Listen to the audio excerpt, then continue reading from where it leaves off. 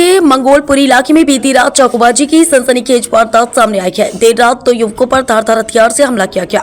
हमले में एक व्यक्ति की इलाज के दौरान मौत हो गई, जबकि दूसरा युवक गंभीर अवस्था में अस्पताल में भर्ती है। वारदात की जानकारी मिलते ही पुलिस तुरंत मौके पर पहुंची और आसपास लगे सीसीटीवी कैमरों की फुटेज खंगालना शुरू की। पुलिस की लगातार कार्रवाई के बाद कुछ ही घंटों में सीसीटीवी के आधार पर 2 आरोपियों को गिरफ्तार कर लिया गया है। दोनों से पूछताछ जारी है और पुलिस यह पता लगाने में जुटी है कि हमले की वजह क्या थी।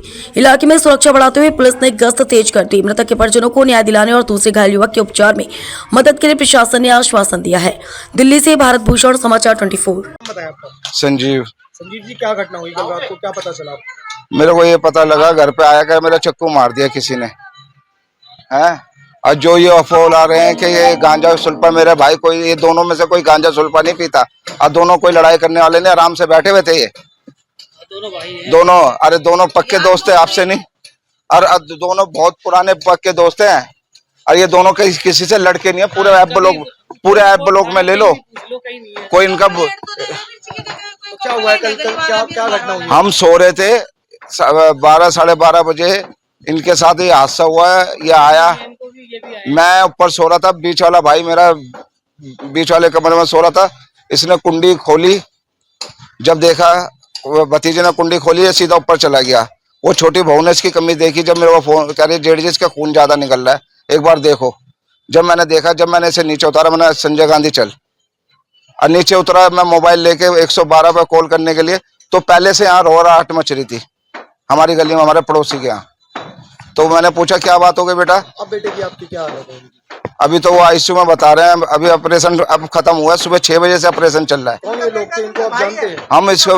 हम इनको बिल्कुल भी नहीं जानते। हमने तो शिकल नहीं देखी, नाम भी नहीं पता हमें। तो आपको क्या लगता है कि चाकू मारने की क्या वजह रही होगी? कुछ यहाँ पर नशे का है, नशे के चक्कर में आते बंदे, दारू वारू पीने के लिए, दारू खरीदने के लिए। यहाँ का माहौल तो आप लोगों को पता है कैसा है।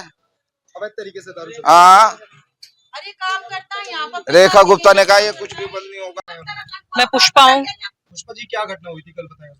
कल ये घटना हुई थी कि जो संजय है, जो वो मेरा भाई है, वो हम सो रहे थे 12 साढ़े 12 बजे के टाइम पर एक लड़का जो यहाँ पे हमारे पड़ोसी है, वो भागता हुआ आया और बोला कि बाहर जो है आपका भाई खून से लथपथ पड़ा हुआ है, कोई इसको मार के चला गया। हम उसी टाइम सारे के सारे भागे हुए गए हैं। हमने देखा है खून से लथपथ पड़ा हुआ था वो। तो हमने फिर पुलिस वालों को कॉल किया। मेरे छोटे वाले भाई ने 112 पे फोन किया। इतने फोन किए उन्होंने, पहले फोन रिसीव नहीं किया।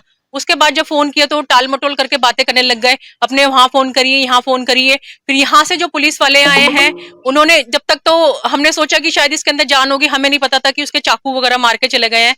हम लोग उसको ऑटो में डाल के संजय गांधी हॉस्पिटल लेके चले गए।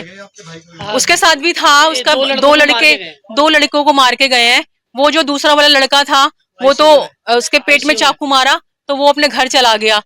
उसके बाद नहीं, हम नहीं जानते। जो मेरा भाई था, ना तो वो इतना शरीफ था, ना किसी से लड़ाई थी उसकी, ना वो कुछ नहीं करता था। वो बीमार था, वो खुद क्या कहते हैं कार्डियक, उसको अरेस्ट आ रखा था, उसके खुद बीमार रहता था। तो हम उसको घर में ही बोलते थे घर में रहे अपना आराम से। शाम के टाइम वो दोनों दोस्त जो है यही पप्पी सासी के यहाँ पे जाकर बैठ जाते थे थोड़े टाइम के लिए।